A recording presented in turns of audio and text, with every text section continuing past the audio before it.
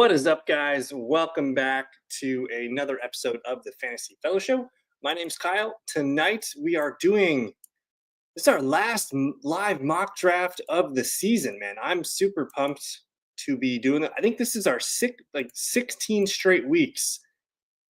And I just switched the camera there. 16 straight weeks we've been doing live mock drafts on Wednesday evening. So shout out to you if you've made most of them. I see Harris is in the 2-hole. I don't know.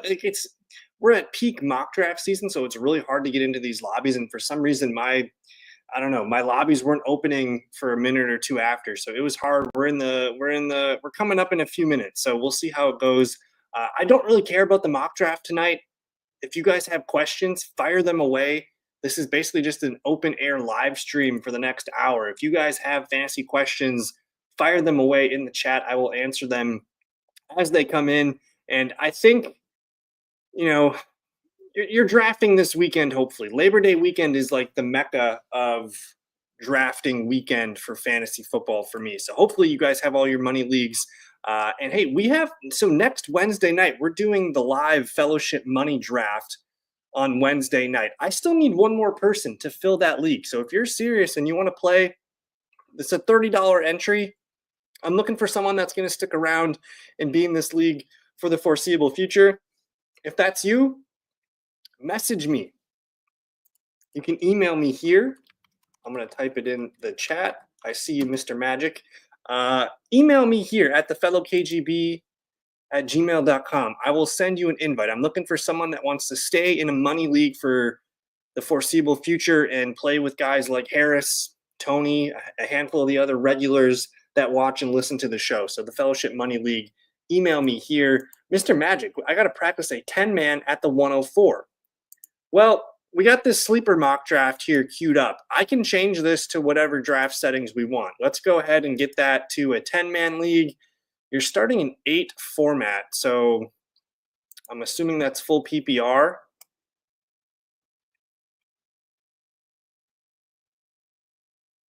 Let me see what else we got here. Start 8. So 1, 2, 3, 4, 5, 6, 7, 8. I'm assuming. Let me know if that's the right settings here, Mr. Magic. 1 QB, 2 running backs, 2 receivers, a tight end, and I got 2 flexes in there. Let me know if that's the correct format. We'll get that loaded up here for you. We'll do a 10-team mock draft tonight. Start 8 format. Just let me know what that is. And Jair Banks, thank you. Really appreciate you for sticking around. I appreciate you. If you've been a long-time listener, that's great to hear. And hopefully we've helped you be successful in fantasy over the years or the last year or two if you've been watching us. So thank you. I really appreciate you. Hey, if you want to play fantasy football with me and some of the guys that watch the show, email me here. I got one more spot in the Fellowship League. So thank you, Mr. Banks there. Let's 2 flex spots. Okay. So let's talk about the trades that happened today, specifically the Adam Thielen one. It actually sucks for Adam Thielen because he was going to be somewhat useful in Carolina, and now he goes to Minnesota where, sure, he could have a nice opening 1, 2, 3 weeks, but when Addison comes back, I think it just kind of makes him not startable. So sure, maybe Thielen gets off to a hot start, has a few nice weeks, and he's kind of a low-end flex play when Addison returns. But he was going to have more value in Carolina. So to me, the Carolina aftermath is, hey, we're looking at Ted McMillan as a guy we want on our teams. He's going to be the number 1 wide receiver there. And Xavier Legette's going to get a chance to run as many routes and snaps as he can as the number 2. And then Jalen Coker was the real winner. So hopefully you've been drafting Jalen Coker in best ball leagues. I've been nipping him a little bit. I've gotten lucky with a lot of my Legette shares because I knew he was going to be on the field. I don't have as much Jalen Coker as I would like, but this is going to open it up for Coker, Legette to be in 3 wide receiver sets. So I'm really not targeting, Legette, Coker, and Thielen in redraft league. So it's really not too much of a change. I'm trying to think of what other trades happened today. Oh yeah, Isaac TeSlaa. That's a big deal for him. Best ball, he's going to be a guy that you like. And for redraft leagues, sure, you could maybe put TeSlaa on the end of your bench to finish your draft And if he's going to be the clear number 3 wide receiver and he's out there for the majority of snaps there, we're looking at a guy that could be productive in spot starts. And if anything happens to Amon-Ra or to Jameson Williams, we're looking at a guy that's probably got to be in lineup. So if there's any other trades that I missed, I can't think of any off the top of my head, but those were the 2 big ones today. And yeah, I'm not quite sure how to feel, man. If the Packers were to send, I would imagine it's the minimum opening bid's got to be at least 2 future firsts and then some more on top of that. So who knows what that would cost. But the Mike at a Green Bay rumor is really heating up, which is kind of exciting. So we'll see what happens. But we're about to start here. I'm going to turn the sound off real quick before it blares. I'm drafting from the 9 spot in a 12-team PPR league. We'll see how it goes. I mean, at this point, mock drafts are I'm kind of bored with mock drafts, man. I got my big super flex draft on Labor Day Monday. I'm preparing for that pretty heavily at the moment here. And then I will say, since Harris is on the clock now, round 1 has begun. We have a 10-team. This is not a 10-team super flex. Let me change the name of this. We're going to do a 10-team PPR. So I'm going to post the link here. If you guys want to draft with me in the 10-team league here after this ESPN draft, please join it. I will join whatever spot happens to be available at the time. And yeah, CD at 4 sounds great. I think to me, it's a very clear top 4. Whether you get Jamar Chase or CeeDee Lamb or the 2 running backs, Bijan or Gibbs, I think you're pretty happy with how that board falls. I chose the 9th pick tonight in this mock because I really hate the 9th pick. To me, the clear top 7 all went in order. You can change a couple order things here and there. But I get really torn on what to do here in the 8, 9, 10, 11, 12 spot. I think getting a running back like Ashton Jeanty is pretty safe and pretty exciting at the same time. I really like the receivers, Nico and BTJ, but I'm going to try a little Ashton Jeanty here. And basically I'm hoping to lock in a top 5 running back ceiling every week. He's a guy that's going to catch a lot of passes. It's an offense that should be productive with Geno Smith upgrading the position there. And just traditionally, when first of all, when a round 1 running back gets taken in the NFL draft, like that's a player that we want to take note of. But when they're a top 10 pick, like Jeanty was, like that's a big deal. A lot of success comes when a running back goes in the top 10 of the NFL draft. So we'll take Ashton Jeanty and see what the guys spit back to me. I've been kind of skittish on Puka, Amon-Ra, Achane, and Malik Neighbors. I miss on my guy, Nico and BTJ. Those were the 2 receivers that I was pretty excited about.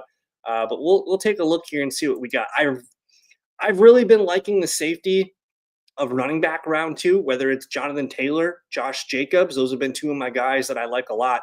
JT is going to lead the league in rushing this year. I think rushing attempts, rushing yards, and maybe rushing touchdowns. He's super exciting. We've already kind of extended ourselves with Jeanty, so I kind of want to take Drake London. He's been one of my top 5, top 6 receivers in projections all the way, and it's tough. I mean, I love JT, I love London, but I'm going to lean Mr. London here. All right, good luck to David in his super flex draft. Hopefully everything goes as planned. Do you try to get as many of the same players in multiple leagues? I guess you're my guys, you could say. So there's certain times where it's like I have a pocket of my guys, whether it's Egbuka, Golden, Pearsall, like those 3 guys, I've really been having a tough time getting them all on the same roster. So it's like you got to kind of choose your spots in certain areas of the draft. I also like the little pocket of wide receivers where it's like George Pickens, Jameson Williams, Calvin Ridley, Cortland Sutton. A lot of those, Ted McMillan's kind of in that range. So I do try to like diversify and make sure I have, a good array of players that I like. And if I'm on the clock and say it's my last draft and I've already got a lot of Egbuka and Golden and things like that, then yeah, I'm going to try and make sure I get my Ricky Pearsall or whatever. Or sometimes, if I do a draft and I went heavy wide receiver earlier, I'll try to rotate it and try to mix it in. So I do like to diversify, but at the same time, like a lot of the guys are going to end up on my team that I like, and it's going to a little bit of a repeat. But I do recommend trying to spread it out if I don't get Drake London in one league, I'm gonna take Drake London in another league and kind of use that to split hairs, if you will. So, uh, but yeah, like especially my dynasty teams though, like my dynasty teams, those guys, I'm drafting a lot of those guys that I'm excited about, and I kind of, go about that. Let's talk about Khalil Shakir. I think Khalil Shakir is pretty boring. I mean, he's kind of just like a 5-6 catch guy for 60, 70 yards. He's not going to catch a lot of touchdowns, but in redraft format, those 12 points from your flex or wide receiver 3 are pretty valuable. In a best ball league, you probably won't find me taking a lot of Khalil Shakir, but in a redraft league, and especially with his current, I think he's got the high ankle sprain that we all dread, which could come back to be a little bit worrisome. But his ADP right now is pretty far. He's down here at about pick 100. So I don't hate Khalil Shakir. I saw him doing some stuff on the side today, which was a good sign. But we're up to pick round 3. This one's really tough. I've been kind of advocating this is a good spot for a QB if you want one. We missed on Lamar, Jaden, and Josh Allen, so it's Hurts. I really like Jackson Smith in the Jigba, though. He's kind of the end of the wide receiver ones for me, so I'm going to collect JSN because I think there's a big teardrop after him. I think, McLaurin's going to be solid, but he's not going to be as hot with touchdowns. And then you can kind of see there's really no other receivers available until the Evans, Harrison, Worthy tier. So we'll go London, JSN to start our draft, and we'll see what they spit back round 4. But yeah, overall, I'm not super excited to have Khalil Shakir on my team unless I get him at a value. And again, that's pretty much only in a PPR league where he's going to be 5 for 70 most weeks. Get me my 10 to 12 points, a guy that I can trust out there, but I'd rather him be on my bench. Marshawn Lloyd, man, he is killing me. I spent an early second round pick on him in dynasty leagues a year ago, and we really don't even know what we have in him yet. And it's like every time that he practices, the Packers are like, oh my God, he's different. Like he moves different. Like he's pretty exciting. And we just have not been able to get a glimpse. So hopefully we see him sooner than later. But here we are in the 4th round. Again, I'm coming around to Travion Henderson. This is where you have to draft him if you want him. I do love me some George Kittle, though. I've missed on a handful of guys. But I've kind of just been playing Ricky Pearsall as my 49ers out, but we're gonna draft George Kittle here and see how this goes. Get our elite tight end in round 4, and we'll try and figure out the rest. But yeah, I'm frustrated on Mr. Lloyd there. Yeah, CeeDee Lamb might be one of my most drafted receivers. I think him and BTJ are my top 2 most wanted receivers. And then Chase Brown's been a guy that, I mean, he was a 3rd round pick, and that's where I was lapping him up. Now he's in the middle of the 2nd round. I think he's still worth a mid to late 2nd round pick in PPR leagues, but I absolutely love both of those guys. I could argue that like I don't really care about bye weeks, Mr. Magic, unless you have playoffs week 14. That's the only way I would care about week 14 buys. But if I have a full strength team for 13 out of 14 weeks and I have a terrible week 8, I'll live with it. Give me full strength, and if the buys align, the buys align. But I'm not gonna like. Here's the issue is why it's a 14 game regular season, right? 1 week, I think you can figure it out. If you have half your team on bye week 8, I actually think that could be a strength, and you have full strength for more weeks than not. Joe Mixon's kind of dead, Harris. It doesn't sound good. We have the head coach talking about him not really giving us much information. This team brought in Nick Chubb. They drafted Woody Marks. You have Dameon Pierce, Daroe Ogunbowale. I don't think there's any spot for Joe Mixon on any of my roster. Like, I just don't want to deal with it. I don't think they're going to be able to run the ball even when he comes back. And guess what? He's missed all summer, all OT. He hasn't done anything. So he's got a huge ramp-up period as well. We might not see him at all this season. I don't think he's a guy that you want near your team this year. I'd rather take a late-round flyer on Chubb or Dameon Pierce. And yeah, random post. I do have a sleeper mock draft here for you. I'll post the link again. I'll put it right here in the chat for you. We're doing a 10-team PPR mock tonight. If you guys want to get in here, we'll start this up after the ESPN mock. A 10-team full PPR mock draft. Here is the link right there at the top of the queue for you guys if you want to join it. And we're approaching the fifth round, and this is kind of where I really start to pivot towards wide receivers. I unfortunately already have London and JSN. I'll try and find some running backs, but I really, really like the receivers in this range. And yeah, the Thielen trade does affect Tet McMillan. I mean, McMillan is going to be the number one receiver for Carolina. That doesn't change. But what does change is Thielen was going to be a target guy. He was going to get open quick and be kind of a security blanket for Bryce Young. And all of a sudden, that's gone. And we're talking Xavier Legette, Jalen Coker. Those are guys that take a little bit more time to develop in their route and get the ball. So we just might see Bryce Young force feed McMillan 140 plus targets this year as a rookie. I kind of think of him as like a young Mike Evans type, maybe a T. Higgins, Mike Evans hybrid, something like that. So I'm pretty excited about him, and so much so like I'm going to take Tet McMillan here as my flex. I think he's a guy that, fifth round, we're getting the number one rookie receiver of the class here. I know people will say Travis Hunter was drafted ahead of him, but McMillan is a full-time wide receiver. That's going to be his thing. He's going to probably have the most targets of all the receivers this year. He is the guy that I think in the fifth round, usually these number one receivers are priced a little bit higher. So for me, a fifth round pick on McMillan, I'm definitely interested. Jerry Jeudy, we got Joe Flacco on the team. I think they're going to give Joe Flacco 8 to 10 games this year. We'll see how long that lasts. They're definitely going to want to see what Dillon Gabriel can do. And if Dillon Gabriel can hold on to the job, that's great. But then we might see Shedeur Sanders at some point, which, might be the last 2-3 games, something like that. And I think by that time, it really might not matter. I think Flacco's going to pummel his guys with targets. You're going to see Jeudy, Njoku, maybe even Tillman, maybe even Fannin. These guys are all going to get targets. He's not a sexy pick by any means. And I think for where he's being drafted, I might be able to find some guys that I'm more excited about. I'm on the clock here, and I'm going to take a little RJ Harvey here to be my my running back too. And if I just disregarded what I already had on my roster, I think Jameson Williams is the best pick on the board here. I also think Golden and Buka, those are guys that I want on my team. Same with Ricky Pearsall, but we're doing a mock draft here. We're going to take a little RJ Harvey to be our running back too and see how this works out. But Jeudy, I'm not super excited about Jerry Jeudy, but I think his ADP is fine. Where did Jeudy go in this draft? Man, where did Jeudy go? He went round 5 here. I mean, I'm taking Pickens and Metcalf over Jeudy. I'll take Ridley over Jeudy for sure too. But give me McMillan.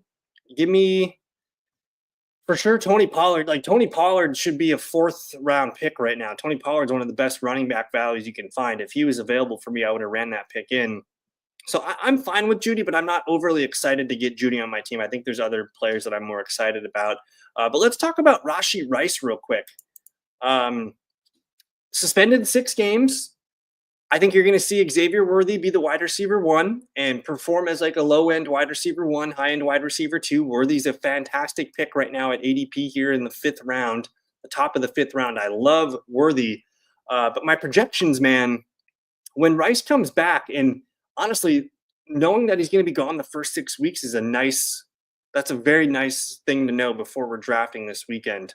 Because if you can make a team that's going to be 3-3, 4-2, and then you get Rashee Rice back, like my projections are saying that when he comes back, he's going to be 14 to 15 PPR points per game, which is high-end wide receiver 2, maybe low-end wide receiver 1 some weeks when he scores a touchdown. He's going to be a guy we want on our teams, and he's coming off that knee injury, and those extra 6 weeks to start the year are actually a huge help for him. So I think Rashee Rice, in my rankings and stuff, he's like wide receiver 26, 27 in that range. I'd rather have Rashee Rice than Jerry Jeudy, if that makes any sense. Take a chance and try and build a roster that can support Rice. Would you keep Demario Douglas or Jalen Coker? I'm going to keep Demario Douglas just because I think he's going to catch more passes. Coker might have more big plays than Demario Douglas, but I think on a weekly basis, you're going to probably feel more comfortable starting Demario Douglas. So it's close. Douglas is going to be the slot receiver. Coker is going to be the wide receiver 3. So they're both kind of the number 3 guy in their offenses. But for me, I'm going to lean DeMario just a little bit. And we're up to pick here. I missed on all my guys. Pearsall, Golden, Jameson, Ibuka. Harris pulled a wild Ja'Cory Krosky Merritt pull there, which is kind of fun. I'm on the clock, though. I'm going to grab a guy that I'm pretty excited about, and that's Chris Olave. The usage from the preseason was very encouraging. We're going to see like layup routes, and like manufactured touches for Chris Olave this year. I mean, he was a round 2-3 pick last year. We know he's talented. I don't really care about the quarterback. To me, he's kind of the same thing as Jerry Jeudy. He's just priced in the 8th round, which feels really, really nice. So give me Chris Olave. I also like Rashid Shaheed if you miss on Olave quite a bit. I'm going to make a pick here, and then we'll talk a little J.J. McCarthy. I do need some running backs. Austin Eckler is one of the biggest risers in fantasy right now. I think Eckler's kind of a fun pick. I've been clearly waiting for QB here, and I might be at the point where I like grabbing one.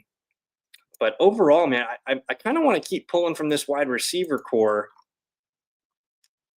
Just Eckler's numbers last year were, if you want to just put him on your bench and say, hey, if I need to start him, on a given week, he's going to catch passes. He could get some rushing lanes and be a nice pick. I think Eckler's a fine wide receiver or running back 3 for us. Nobody wants Travis Hunter, though.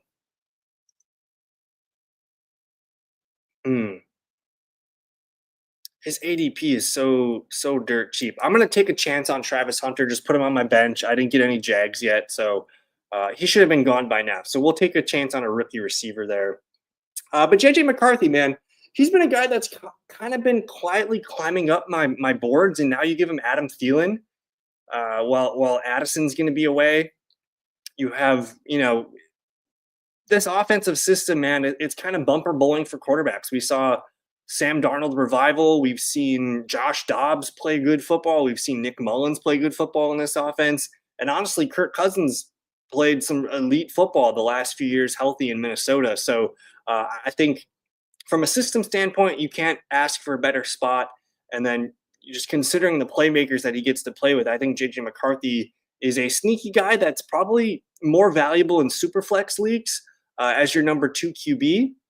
I like that he's going to be able to run the ball. I think he's going to be active running the ball and getting some rushing touchdowns for us this year. And he basically just needs to keep the offense on track with, handing the ball off to Jones and Mason. And then he gets to throw the ball to Justin Jefferson, Jordan Addison, TJ Hawkinson, and Adam Thielen. Like, that's pretty nuts.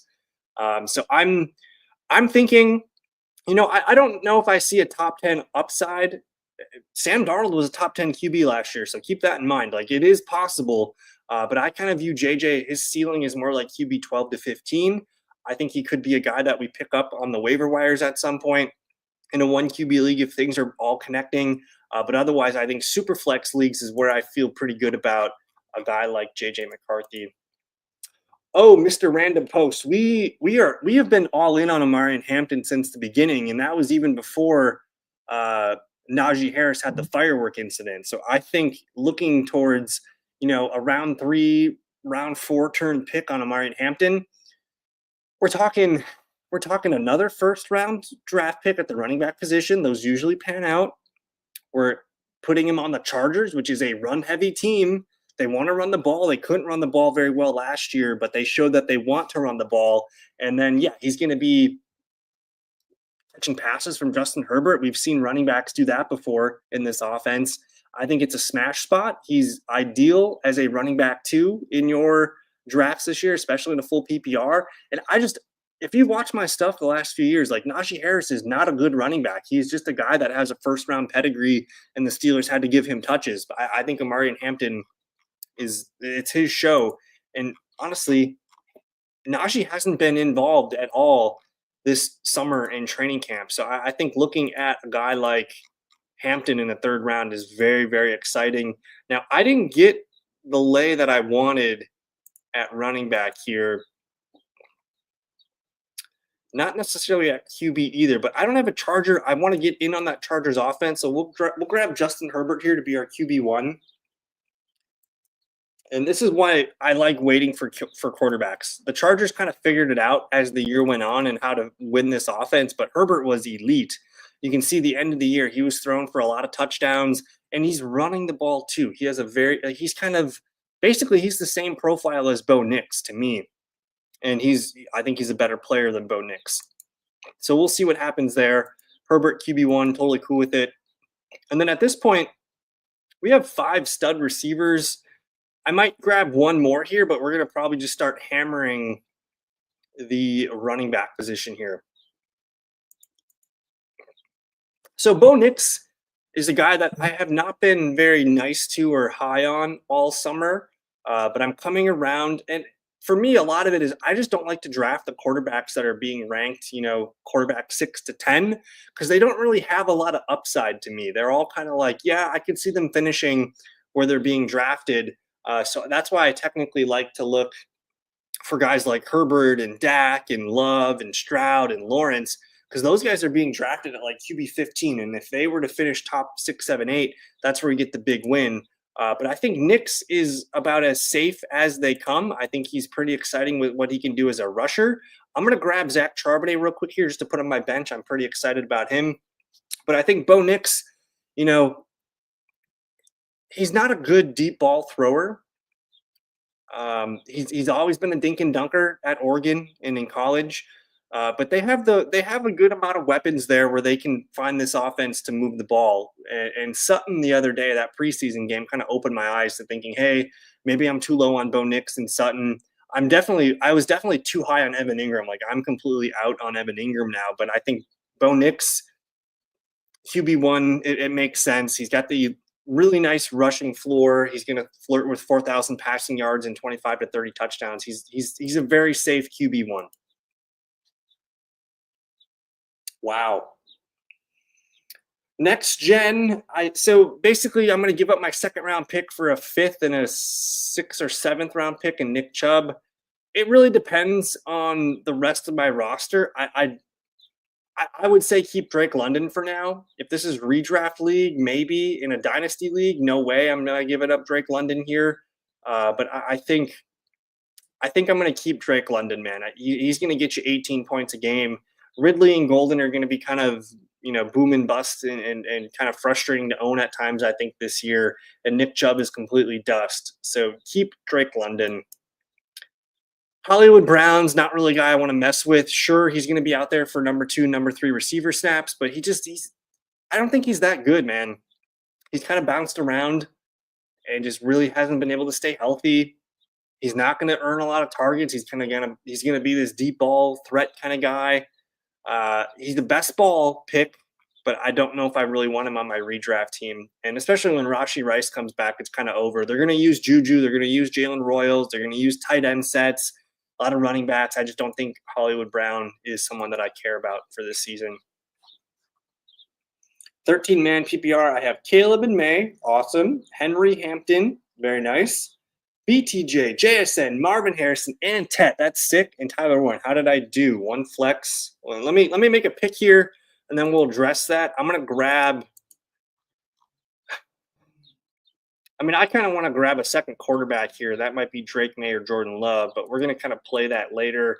I'm going to go ahead here and just grab Jerome Ford, who I think is going to catch a lot of passes in Cleveland. So how did I do? 1 flex, 2 receiver. Man, so we're going to be benching one of those receivers. That's pretty gnarly. I think you nailed it, dude. This team is sick. You waited for QB, and you got 2 young up-and-coming dudes that have a rushing floor. You have 2 horses at the running back position. You have 4 stud receivers.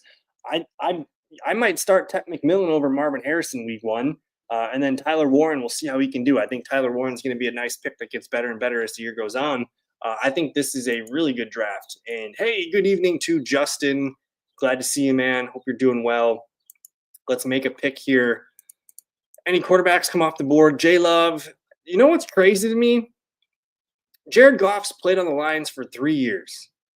He's been a top 10 QB every single year. Yet we continue to discount him. I'll take him on my team as my QB too. On a team where I wait for QB, I'll collect him. He's been QB 7, 7, and 10, I think, the last 3 years. He's about as much of a layup as a pick as you can at the QB spot, and he's not going to offer any rushing upside. But damn it, he's going to throw for 4,500 yards and 30 plus touchdowns. Tucker Kraft. I'm finally there on Tucker Kraft. It took me a little bit, but man, Jaden Reed's not healthy. Christian Watson's not healthy. Dontavian Wicks is Dontavian Wicks, and Romeo Dobbs is just not very intimidating. So I think you're looking at Kraft being the number 2 guy in this offense in terms of receptions and yardage, and maybe number 1 in touchdowns. I think he's a top 10 tight end. He's priced appropriately. He's a guy that I think we're going to like this season. Yeah, we did Genty. We picked from the 9 spot in this one. And Justin, this is the 16th straight Wednesday that I've been doing these mock drafts. So at this point, we're just trying to do different stuff here. I really don't care about it, but we're clicking on all the good names that I think people want to be clicking on. That's the most important part. We did a running back, wide receiver start with Genty and London. We're just having fun. And yeah, man, Georgia Tech. That's it's my dad's favorite college. When my dad was young, he would go to Lambeau Field and have his bike. He would bring his bike to Lambeau Field and he would have a player ride his bike to practice. And one year he had, I think his name was Eddie Lee Ivory, which was a running back from Georgia Tech. So my dad was, I don't know, maybe 9, 10 years old, having a Georgia Tech Packer ride his bike. So he's just followed Georgia Tech every year. And my dad was just in Georgia and he stopped at the Georgia Tech store and got me a cool shirt. So Georgia Tech, man, we like the Georgia Tech around here. Snagged Warren in the 10th and MHJ. That's a good. So I'm not a big fan of Marvin Harrison at his current ADP, but when he falls, I will take Marvin Harrison Jr. Because I think, I want to bet. He's the type of guy I want to bet on getting better in year 2 and the team finding a way to get him more consistent and involved. He needs more layups at this point. He needs more slants and screens and things to get him involved. They need to get a better way to get him more involved, I think. So, and Warren in the 10th is pretty stupid, man. He's an 8th round pick. So Jaden Blue, they're going to give a lot of touches to Javonte Williams. I think Jaden Blue, you think about like a Kevontae Turpin type, very explosive, big yard plays. That's what Jaden Blue offers. I don't know how good of a pass blocker Jaden Blue is, but I know that they're going to like the big plays that he delivers, whether he gets, 6, 7 carries per game and he pops off for a big play or two, or if he gets a screen pass or two and he racks up, a 15, 20-yard catch. That's Jaden Blue's game. So he's going to be pretty inconsistent week to week, but he is their best big play receiver. I'll say that for sure. Now, I've been kind of hammering running backs. We got a backup QB here. I wouldn't mind one more receiver, but this is kind of how I've been playing it. I kind of like putting Jerome Ford and Dylan Sampson on the same team and seeing what happens at the Cleveland running back spot because I just don't think Quinshon Judkins is going to be around. But Cleveland Browns running backs are cheap. Jaden Blue, he's a guy that I like on my bench. And who knows, over time, he could be a guy that, maybe he's a Tony Pollard, a guy that, only needs 10 to 12 touches per game. But all of a sudden he's racking up 50, 60 yards, 3, 4 catches per game, that kind of thing. He's a guy that is a pretty exciting bench pick. For the people, Brian Robinson. Brian Robinson could be a league winner. And I just saw you took Ollie Gordon there, Harris. Ollie Gordon's a potential league winning pick as well. But B-Rob on the 49ers, one of the most friendly running back systems in the league. We talked about J.J. McCarthy and Sam Darnold for the Vikings. Like, that's a quarterback-friendly system. You want 49ers running backs. Isaac Guerendo, speedster back, can't stay healthy. B-Rob's locked in, man, like as the number 2 there. If McCaffrey doesn't stay healthy and put it all together, you're going to want Brian Robinson on your team. Like, I could totally see him. If McCaffrey gets hurt week 8, and B-Rob is out there, we're gonna be blowing like $50-$60 on Brian Robinson Jr. And I'm gonna shout out one fun upside rookie pick here, Luther Burden. Put him on the bench, see what happens. But yeah, I like Brian Robinson, man. Michael Wilson, I don't want to talk about Michael Wilson. He's not a guy that we should have on our teams. He's been around for a while, can't really do much. He's going to pop off for a couple big games here and there. It sounds like Zay Jones might be ahead of him on the depth chart. we're just not going to look at Michael Wilson. And yeah, we talked about that a little bit. I think Tesla locked in the number 3 wide receiver stuff. He moved up in my numbers pretty good today. He's still like a end of the bench kind of guy. I mean, Luther Burden was my last pick here. I would still take a Luther Burden over a Tesla. I think he might be a guy that we pick up off the waiver wire early if it looks good, but he had a great preseason. And for them to trade away Tim Patrick, they clearly feel very good about what they have in Tesla. So maybe if you want to save a spot for Tesla, and he's basically going to be the number 3 receiver all year unless someone gets hurt. But he's talented clearly, and they believe in that. So I think he's an interesting end of the bench stash. Browns are going to suck, but there's going to be fantasy points there, man. They're going to throw the ball quite a bit. And yeah, I haven't really been drafting. Like usually my drafts, when I do these mock streams, I don't really draft a tight end or a quarterback till late. And I'm just trying to offer some different strategies for the people. And I think George Kittle in the 4th is a pretty good deal. 12-man half PPR. We got JD, Jones, Monty, Puka, London, Kittle, Ibuka, Addison, Ramondre, Javonte, Ray Davis. I'll tell you what. Let's let week 1 play out. You might be able to send Ramondre, Javonte, and package them for an upgrade because those guys are going to be used early in the season. It's going to take time for Travion Henderson to hit his ceiling touches. It's going to take time for Jaden Blue to get fully acclimated in the Cowboys offense. I personally like your start, like Aaron Jones healthy and David Montgomery in a half PPR. That sounds freaking awesome. So I would give it time. Maybe you could trade, and your receivers, Puka, London, Ibuka, Addison. I don't really want to move any of those guys. I think Ramondre and Javonte could be guys, if Ramondre comes out and he gets 16 carries, 80 yards, and a touchdown, then we're talking about maybe moving on from Ramondre.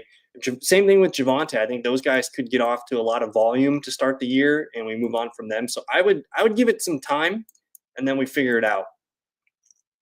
I think that's where I'm at, man. Marvin Harrison against the Saints, though, is kind of fun. I'm going to take the Raiders kicker here. McMillan over at Marvin Harrison Jr. I'm going to go Marvin. I'm going to go McMillan. Darren Waller does not excite me. He's just a tight end 2. I think, sure, maybe he could be a guy that we trust off the waiver wire. And for me, for a guy that likes to wait on tight end, I'll probably take a chance on Darren Waller as my 15th, 16th round pick. I can always move on from him. He's going to be the lead guy, but it's a lot of unknowns. Especially, I just don't like, he's old. He hasn't been able to stay healthy the last few times we saw him. The situation's kind of fun because we saw what Jonnu Smith could do with it, but the guy just hasn't been able to practice, and I have my doubts. I think if I go into the year light on tight end, I'm willing to see what he can do, but I just don't know if we're going to care too much about Waller this year. I don't draft a lot of Tajay Spears because I like Tony Pollard so much, and I don't really see Spears taking away a lot of work from Tony. He's just going to be the kind of backup guy that can get some third down work and some change of pace stuff. But if Pollard does get hurt, that's where Spears becomes a really interesting player. And then even then, though, are they going to give Tajay a full workload? We don't really know. I just don't really draft a lot of Tajay Spears. I will say before I answer some more questions here, we have a 10-team full PPR mock draft. If you guys want to get in on this, we have 5 spots left. I have to join it yet, so I'm going to post a link here. If you guys want to join it, please do. We'll start this in a couple seconds after I answer a few questions here. I'm in a 12-team PPR and currently doing mocks on ESPN. What's your opinion on pick 2? Pick 2 is pretty simple. Assuming you're not going to get Jamar Chase, do you want the safety of Bijan, or do you like a little excitement and you want to go CeeDee Lamb? To me, it's between those two guys.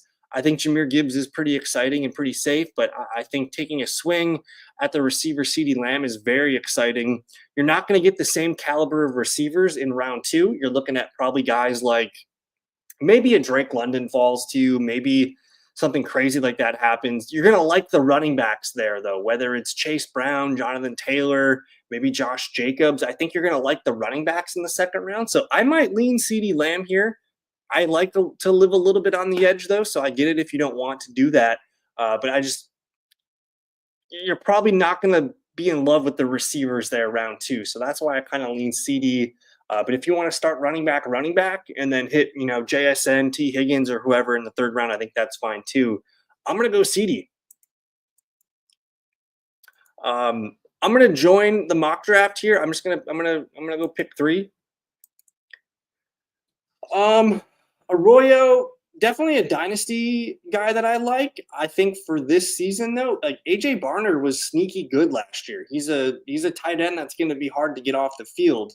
If you're Seattle, he's going to block, he's going to catch passes, he's going to do a lot of dirty work in the run game. He caught 4 touchdowns, I think, last year. I think he had over 300 or 400 yards. He's a dependable guy. They're going to bring Arroyo along slowly. But Seattle's just probably not going to be in a position to feature a tight end, so we're probably just not going to care about Seattle tight end all year because they're going to use both guys frustratingly. It's basically just the running backs and JSN and maybe Cup that we care about there. And we're going Bijan. All right. ESPN and all the ADPs suck. All the ADP. So, okay. Let's talk. Okay, I'm going to start the sleeper draft here, but and I don't know if I need to talk through my picks here. I kind of want to just share with you guys players that like I'm super in love with this season. And I have Brian Thomas Jr. as my number 3 wide receiver in fantasy projections this year. I am all the way in on BTJ. I think he is one of the most elite, complete receivers in the game. I'm considering taking him like pick 12 in my Superflex draft this coming weekend. And then the other receiver that I have as my number 4 projected guy, it's Nico Collins. Like those 2 guys to me are so exciting. And when I build a fantasy football team, like, if I take last, I take last. But I want to take players that I want to root for. And BTJ and Nico Collins are 2 of my favorite picks in fantasy football this year. And yeah, Drake London. What's upset is, dude, like I have the 12th and the 13th pick overall in my Superflex league, and I want all 3 of these guys. I can't do it, and I have a hard time deciding which 2 I want. I think London could lead the league in targets. I think Nico could lead the league in touchdowns, and I think Brian Thomas could lead the league in several categories. They're all pretty exciting picks. If I'm going to rank them, I'm going to go BTJ, Nico, London. We didn't really talk about Atlanta tonight, but they lost one of their best offensive tackles, Caleb McGarry, the other day for the season, and that's kind of a concern for me. I'm a little disappointed there. But hey, we're on the clock real quick. I'm just going to continue to take Jonathan Taylor, Jonathan Taylor is one of my other guys, man, because look back at what he did in 2021. He ran for like 1,800 yards, 18 touchdowns. He's not going to catch the ball a lot, but he's the guy that can put up one of those Derrick Henry, Saquon Barkley seasons that go for over 2,000 yards and is just an absolute menace. So I'm kind of all the way there on Jonathan Taylor being one of my favorite round 2 picks. I like Bucky Irving a ton, but I got 2 running backs here. I'm going to change it up and go Ladd McConkey. I am pretty bullish on Ladd McConkey, but yeah, Brian Thomas, Nico, London, 3 of my favorite dudes at receiver. Ladd McConkey is one of my favorite receivers to draft too. I think the wide receivers fall off here.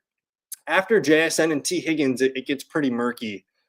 So hammering those receivers and running backs here in the 3rd round, I think is where I'm at. And then, yeah, I guess one of my classic plays here is I don't draft a lot of McBride and Bowers. I draft a lot of Kittle. I draft a lot of Hawkinson, a lot of Mark Andrews. I might change my take on Hawkinson a little bit now with Adam Thielen back, but I think Mark Andrews is set up to be just a really consistent tight end 1, a top 5 option every week. He's going to catch a touchdown every other game. You're going to feel pretty good about Mark Andrews in your lineup. And now we're at now we're at the point where I kind of get like whatever about these round 3 picks. Josh Allen is probably a good pick here, but Tyreek, Garrett Wilson, Marvin Harrison in the third, I think, is too rich. I like Marvin in the fourth or the fifth. And yeah, we kind of touched on Rashi earlier. I have him ranked like 60th in my rankings. So I think he's like, when it comes to about the fifth round, is when you got to start thinking about him. That's more of a 12-team fifth round ranking. Uh, but man, if you can build a team that gets off to a 4-2, 3-3 start, even if you're 2-4, you can still come back from that. I just think, it's mid-October and you just unlocked Rashi Rice on your roster. Like, that's going to be pretty good. When I did the math, I've got him averaging 14, 15 points per game, which if you extrapolate that out for a full season, that would put him right there at the end of wide receiver ones, beginning of the wide receiver twos. I think he's going to be pretty fun to have on your team this year. But I still love Xavier Worthy. Worthy's one of my favorite picks as well. And I think if you're expecting what Rice did, the first 3 games of the year last year, Rice was going to be a league winner. But Worthy wasn't doing much yet. Marquise Brown wasn't on the field. The running backs weren't doing much yet. This team has changed a little bit.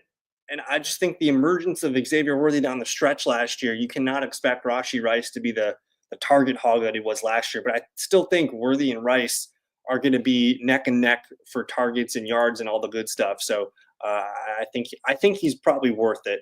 I'm at a weird spot of the draft here. I mean, Jalen Hurts and Joe Burrow both look pretty appetizing. I just don't really want to take a lot of these players here, man. We're going to go Jalen Hurts. We're going to go elite QB. And I usually don't do that, but round 4, Jalen Hurts, I think is pretty silly. And we passed on some of the guys that we weren't going to take here. Joe Burrow in the 5th is still pretty silly as well, but we kind of like Rashi Rice. We can see what this feels like here. He's suspended for 6 games. A 5th round pick on that is a little scary, but we need receivers here. We'll take a chance. We'll see what it feels like. And honestly, like a 10-man league, like your team's going to be pretty good in a 10-man league versus a 12-man league. We might be kind of struggling to find a guy to start for a little bit, but I think a 10-man league, it makes a little sense to take some risk because, man, we're plugging in an elite wide receiver 2 with wide receiver 1 upside when he comes back. So it is in play. So I have this thing though, like where I like good people, man. I don't know if Rashi Rice is a guy that I like on my team, with Quinshon Judkins and some of the other knuckleheads out there. I usually just don't draft knuckleheads. I think Rashi is kind of a knucklehead. I really like the Travion Henderson, Cortland Sutton, Joe Burrow picks here, guys, and Devontae Adams too. I think you guys are all killing it here in the 5th round. And Gullies, good evening, my man. Good evening. Hey, guys, we're still looking for someone to join my $30 fellowship not best ball, but just a regular fantasy league. I'm looking for someone to join. If you guys are interested, email me. I'll put my email address down here. I'm looking for guys, fellowkgb@gmail.com. If you guys want to play, I got 1 spot left, $30 entry. We're drafting next Wednesday night. So next Wednesday, no more mock drafts. Like, this is the last mock draft of the year. If you guys want to play in a real fantasy football league with Harris and some of the other guys, email me at the email there in the comments, and we'll have some fun.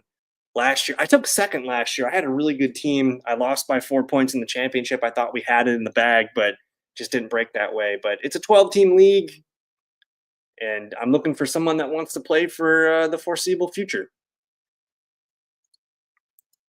And I know it's hard to I get a lot of people commenting that it's hard to find a competitive, fun fantasy football league. So that's kind of why I wanted to create a money league for people who watch the show. But I really like this 5th round here. You got George Pickens, Ted McMillan, RJ Harvey. These are all big money picks here. I think you guys are all killing it so far. We had the 8th pick this year, $300 buy-in. My goodness, I have a $100 buy-in. We're in our 16th year. That's my most important league. I have another $100 buy-in and a couple $50 dynasty leagues. So that's my budget right there. But you did it all in one draft, so that's a fun draft. We're on deck here. I mean, I got Xavier Worthy lined up in my sights pretty good. If RD's nuts is nice and lets him through. I don't take a lot of DJ Moore, Devonta Smith. I don't know what it is, but I just don't click on these guys a lot. RD's goes DJ Moore. I will collect the Xavier Worthy and the Rashee Rice. We'll see how that works. Interesting. Why the increase? That's a pretty steep increase, man. Price of brick going up. We are all in on the Chiefs.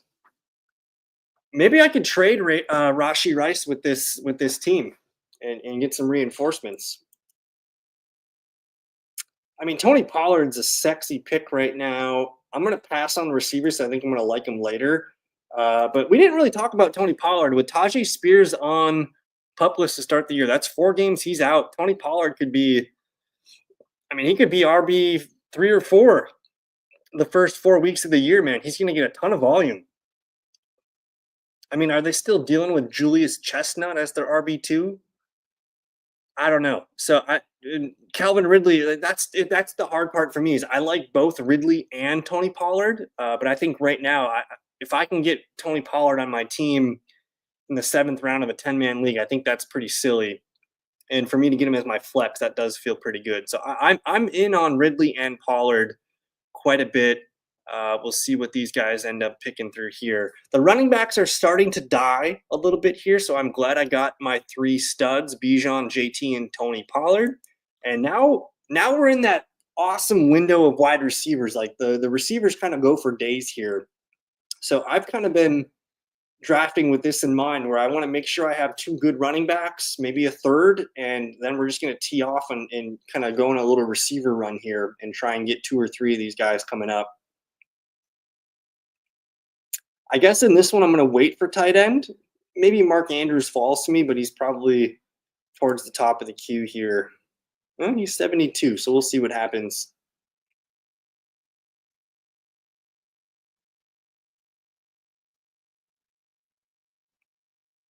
But I hope everybody has a great Labor Day weekend. It is the best weekend of the year, man. Draft weekend for me, super exciting. Like I said, I'm going into the 16th year of my best league. I haven't won it. I've taken second place probably 4 times. I have the most playoff appearances. I'm hoping that this year is my year, but I've really struggled to put it all together in my most important league. But we've got a ton of dynasty championships and other. I got keeper champions. I got pretty much any other league I can win, but this one league, the one league that I care the most about. We're moving here into the 8th round, though. We got a lot of receivers and running backs kind of coming off the board. Chris Olave, good pick there. Where are you guys at on Jalen Waddle? I think Waddle is talented. He does not tend to stay healthy, but I think there's a pretty good chance that this is the year he finally overtakes Tyreek Hill. And, man, like Waddle's rookie year when he was just a slot machine, I almost want them to go back to that where he's catching 7 passes a game. And even if it's, 70, 80 yards a game, like that's one of the best things for their offense, I think. So we'll see how they do that. But we got quarterback Jalen Hurts, McCaffrey, and Achane. So we got stud running backs. Devontae, X, Worthy, Andrews, Flex, DJ Moore. Bench is – you're stacked at running back. Eckler, Pacheco, Ramondre on the bench. Receivers, DeMario, Juwan, and Thielen, and Travis Hunter. Man, I think this team is built. I think it's deep. I think it's built for future success. You have, guys like Hunter, Pacheco, Eckler. Like, this team is looking really, really good. I don't think there's any weaknesses. You kind of covered elite quarterback. You have a top 5 option at tight end, stud running backs. Receiver's going to be the one spot where, Devontae and Xavier, I think, can hold down the fort. We'll see if DJ Moore can hold on to it. But I do think, Juwan at a discount is nice. DeMario Douglas is worst case scenario. Thielen, worst case scenario. These guys are 10 points per game kind of thing. And then the ultimate upside with Travis Hunter, I think Gully, I think you $300, man. I think you came out pretty strong. So we missed on Matthew Golden. Good pick there by David. A little disappointed there. I think he might be on auto. I think that's what that means. But we're on the clock here, and y'all left me Emeka Egbuka. I will take him all the time. I do miss on Mark Andrews, but that's fine. I'm going to continue to go to the wide receiver well here with Ricky Pearsall. I get two of my favorite picks, and I love the mid-round receivers, whether it's Olave, Golden, Egbuka, Pearsall. These are my crushes. So that's why I typically like to grab one or two of the top-end receivers, and then I wait until this pocket where I can get 1, 2, or 3 of these guys.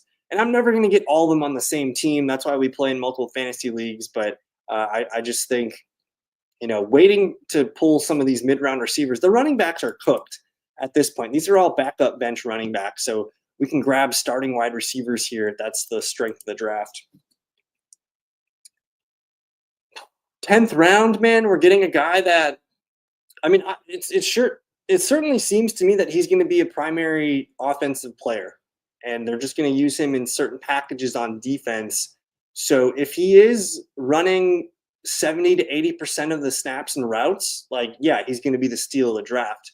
And I think the 10th round, look around and see who else in the 10th round. You probably don't have that much elite upside at the position. So he might be the steal there. It does mean a little bit. You want to be recognized for a good draft, but I think Hunter, man, set up to succeed. We kind of went on a little wide receiver run here. I'm going to grab my Charbonnet, who's just a guy that I just kind of auto default to being one of the best running backs to put on my bench. I think Scatabo is interesting. I don't draft Nick Chubb. I like Austin Eckler this late. Receivers here. I do need a tight end. I'm gonna take a chance here on one Kyle Pitts. If he doesn't work out, I'll find another one. But we're getting Kyle Pitts at the cheapest price of his career.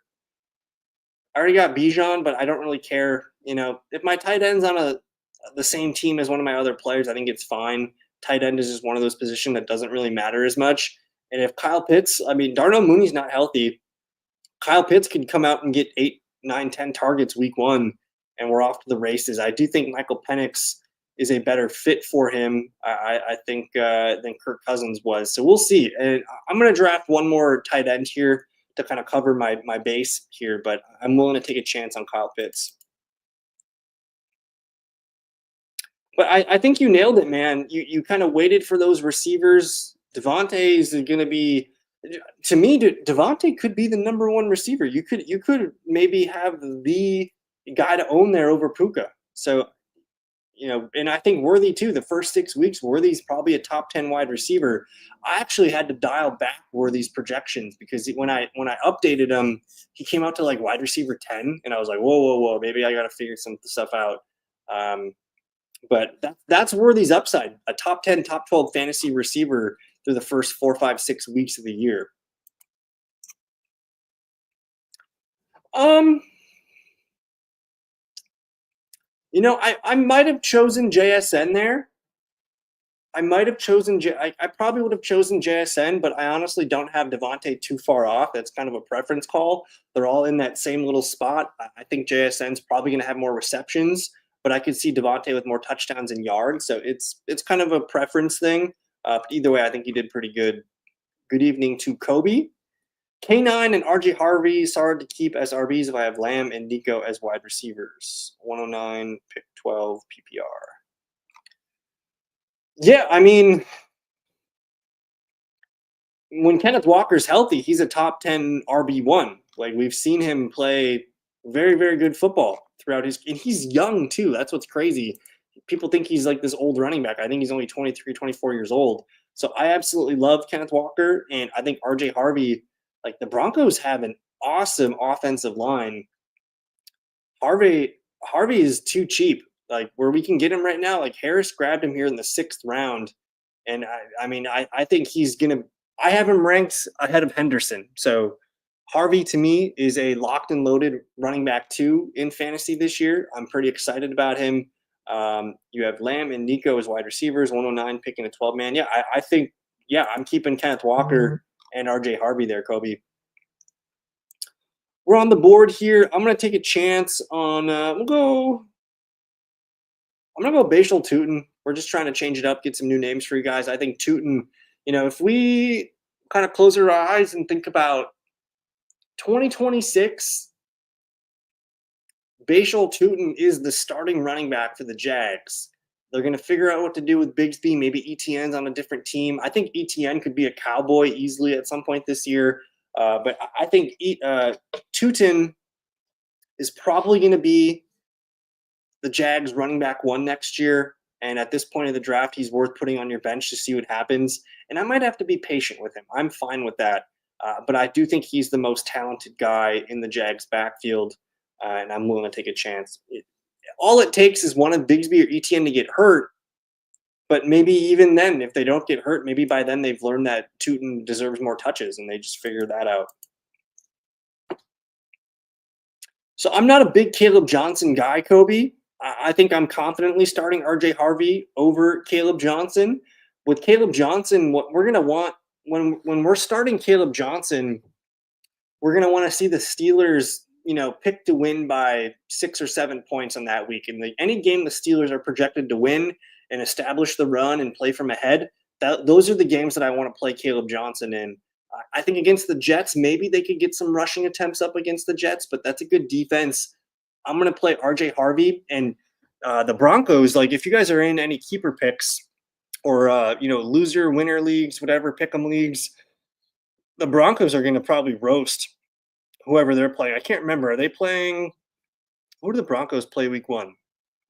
The Broncos have a sick opponent week 1. But yeah, I'm definitely all in on RJ Harvey. I think he's a safe pick. And the other thing, Gullies, is we didn't see Davante Adams slow down last year. We saw Tyreek Hill kind of lose a step. We saw maybe Mike Evans lose a step.